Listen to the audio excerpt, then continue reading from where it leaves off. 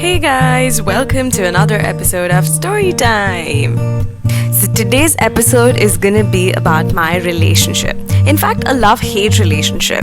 You know, like the ones you see in Bollywood movies. This is something that I hated for the longest time, which is sadly my own self and my own body.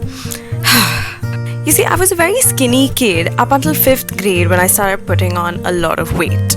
So I wasn't much of a sporty kid and my eating habits were horrible. Eventually, I started growing wider and till a point where all my friends were thinner than me, and I wasn't obese, but I was still more heavier than most kids my age.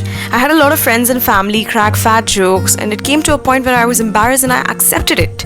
I still remember in school when we were made to check our weights, and somehow there was this sick competition amongst all of us as to who used to weigh the least, and this used to be so uncomfortable and so embarrassing that I just accepted that I'm fat.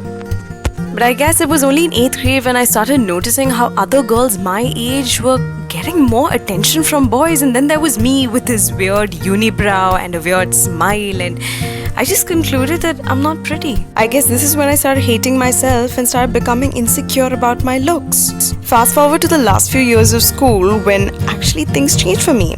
I was able to thread my jungly eyebrows, and thanks to my braces, I actually lost a little weight and had a great smile. I was so excited for college to start over again. But in college, once I surrounded myself with girls half my size, I realized that I was indeed fat. So then I started covering myself up with loose clothes so that, my curves wouldn't be seen. Call it a sad defense mechanism if you want, but this is exactly the time when I started making fat jokes on me. I just always felt that if I laugh at myself, then no one else would make fun of me, and sadly it worked. Yeah, I'm not proud of it. I used to stay with my friends in college and we used to all share each other's clothes. But the actual goal was to fit into the clothes of the thinnest girl in the gang, and there were so many times I couldn't fit into the clothes that I liked simply because of my body type. And these small things just made me hate my body even more. Looking at the mirror, I could only see fat bulging out everywhere. I always felt like I was the fat friend of all the pretty girls. But things really went downhill for me in 2018 when I gained roughly 10 kgs in a single month. I was suddenly overweight and diagnosed with PCOD. It's a problematic health condition that comes to a woman when her lifestyle changes. Doctors said that if I don't manage to lose weight fast, it could lead to infertility. Those words just helped me hate my body more and more and more, and I didn't know how to cope with it. My graduation was soon after that. I wore a stiff sari that made me look more bulky than I already was, and on that graduation day, I remember so many of my friends came up and asked me so many questions. I smiled and laughed with them, but in reality it was just too much for me and I just wanted to run away. My job began soon after that and I kept eating my pain away. I was in complete denial, and this made me very, very vulnerable for attention, and many took advantage of that. Things were more worse in 2019 when my entire life crumbled down. I was growing more fat and I couldn't bear to look at the mirror anymore. It was just too many negative thoughts. It's not like I didn't try. I tried running, I tried swimming, I even went to the gym, but nothing helped.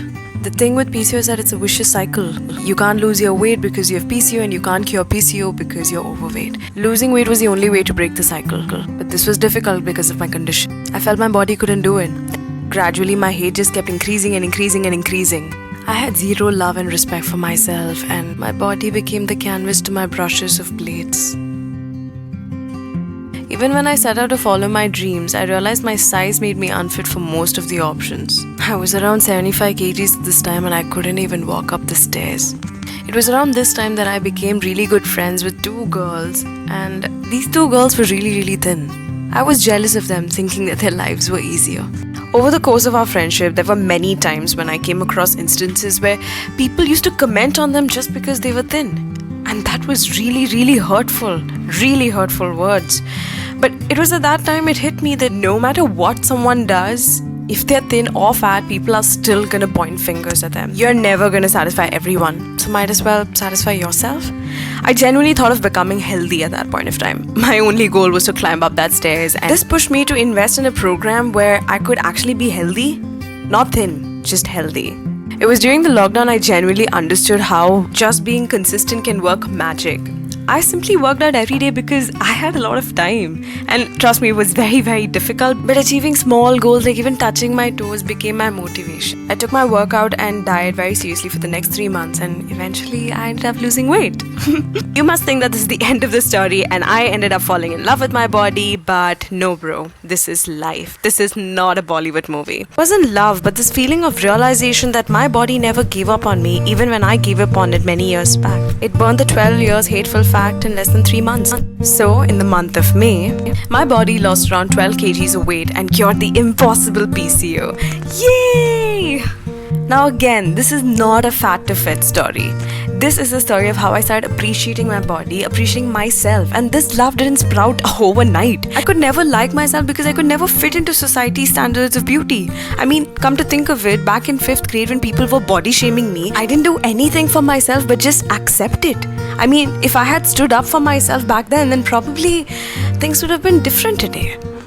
I realized it the hard way that no matter what you do, someone's always going to be more prettier, thinner, and attractive than you. But you're unique, you're yourself, and that's all that matters. My curly hair, my thick eyebrows, my weird smile, my uneven body, my stretch marks, my big eyes are all what makes me unique. Only thing that's changed is that I respect my body more today. I respect myself. I've seen girls call themselves ugly at a very young age simply because they don't fit into society's beauty standard. I did this for more than 12 years and all I learned is do whatever that makes you happy. I mean, remember, my goal was only to climb the stairs. In this process, I learned to love myself. Trust me, self-care is not about just manicures and pedicures and taking yourself out, but it's about accepting and respecting yourself. Like when I look at the mirror, the fat girl in me smiles because she doesn't listen to anyone else but her body and her own needs. Like I said at the start, this is not my fat to fit story, but this is a story of learning how to not fit myself in any of society's standards. This is for everyone who's just like me. I could never love myself because of how I looked. But today, that very same body showed me what I was capable of. The world is going to throw a lot of negativity at you, but you just need that small little voice in your head that says that you're enough. And trust me, that's all that matters. With lots of love, your storyteller.